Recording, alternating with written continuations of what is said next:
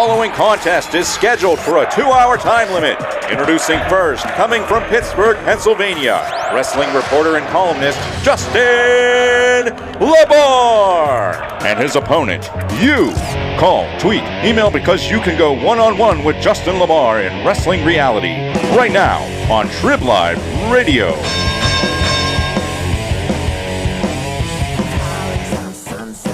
Well, it's Tuesday. I'm tired. My head hurts. I remember seeing weird things last night. So either I was at Tailgaters or I spent a night in China. It's all in the good name of training for St. Louis.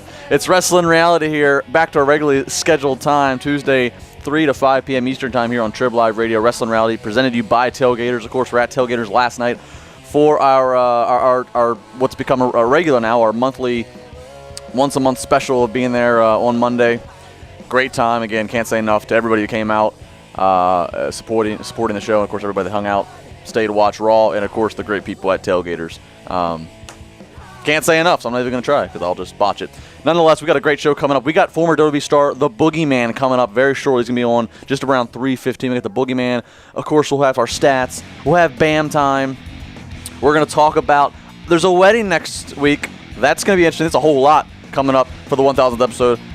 We'll talk all about it. We'll take your calls, emails, tweets. But first, let's do what we do. Let's talk about Raw last night, episode 999, we think. I mean, somebody could have lost track somewhere along the way.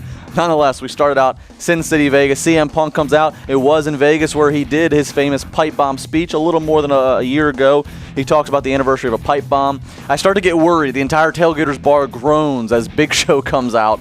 No, not Big Show. Punk, I don't know. Big Show still doing the heel. I don't know. I don't know what. I don't know how many people are interested in the Big Show anymore. Once again, they tried to do a solid run. It was pretty good booking up till No Way Out, and then since then it just kind of all fluffed out after his deal with Cena was over with.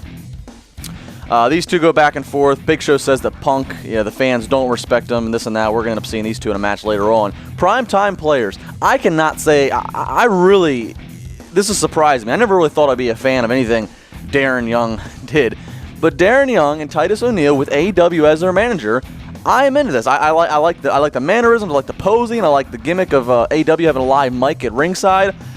They're really doing it for me. I mean, then again, they don't have much competition. I mean, the way that tag team wrestling in WWE has been treated over the years recently, it didn't take much, but they look like a tag team, they dress alike, they act like a tag team. I like it. Them up against Kofi Kingston and R-Truth. Good matchup there. Truth and Kingston walking away. Zack Ryder versus Alberto Del Rio. Quick win for Del Rio, and then it was the return. Yes, the return of the man who's had surgery now 6 times on his left knee. Rey Mysterio returns. So I guess we would think that we're going to go towards Rey Del Rio at SummerSlam. Not surprising because, they always talk about how they like to focus SummerSlam, especially because they always do SummerSlam in LA. They like to focus on guys like Del Rio or Rey because of their Mexican culture. I still thought Sin Cara versus Rey is the one money match everybody wants to see. Get it while you can. Maybe they're trying to hold it for WrestleMania, but the rate that Cara and Mysterio get injured and suspended, I don't know if that'll be possible. But nonetheless, it gets a big pop there. Rey Mysterio returns. Heath Slater. Which legend would Heath Slater go up against? He goes up against Rikishi. Awesome to see Rikishi. Definitely still has it. I could have told anybody that. I've seen him in the ring several times over the last year. Entertaining guy. I love the bit of the lights go out and then they come back up for Rikishi to do his dance. Old Too Cool style. And, of course, he has the Usos in the ring. I would have liked to see Brodus Clay maybe come in and dance with Rikishi. I would have thought that might have been a cool moment, but, the Usos certainly deserving to be in there with big Rikishi. Great guy, though. I can't say enough about Rikishi. Got to first meet him working on the New Age Outlaws DVD, and he came and crashed in one of the interviews. Just a funny entertainer. I'm surprised that he's not been brought back to WWE in some capacity. Daniel Bryan and AJ up against Miz and Eve. Bryan and AJ get the win, and we are going to have a wedding next week. The proposal was done. Shotgun wedding. It's going to be quick. And it's going to happen next week, the 1000th Raw. And oh, what could happen? Because weddings, always got to have something happen in WWE. Jack Swagger gets fed to Ryback. Whatever there. Dolph Ziggler out there cutting a really good promo with Vicky. And out comes Chris Jericho. And the world goes crazy. I'm actually excited about this. Jericho, I had said yesterday on the show when somebody asked, is he a heel, is he a face, is he a tweener? I said I think he's more of a face. He hadn't cut one heel promo since coming back.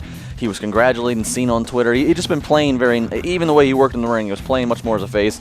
Makes sense. Him up against Ziggler, certainly that's going to get everybody's attention, and that could steal the show at SummerSlam. Brodus Clay up against JTG. As I said, I would have rather seen Brodus do a dance with Rikishi than go up against JTG. And we finish off CM Punk versus Big Show.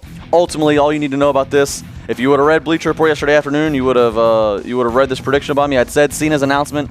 Cena was going to make an announcement last night, and that it would be that he's cashing in Money in the Bank at 1,000th Raw. A lot of theories that he would have waited till SummerSlam, that he would have just, not even told us when he's going to cash it in. But I said, nope, he's going to say he's cashing in 1,000th Raw. That's what he came out and said. And the rest of my prediction is he is going to win it. Main event next week, he is going to take that title from CM Punk, like it or not. That's the way it's going to be. But we got plenty of time to talk about all of that.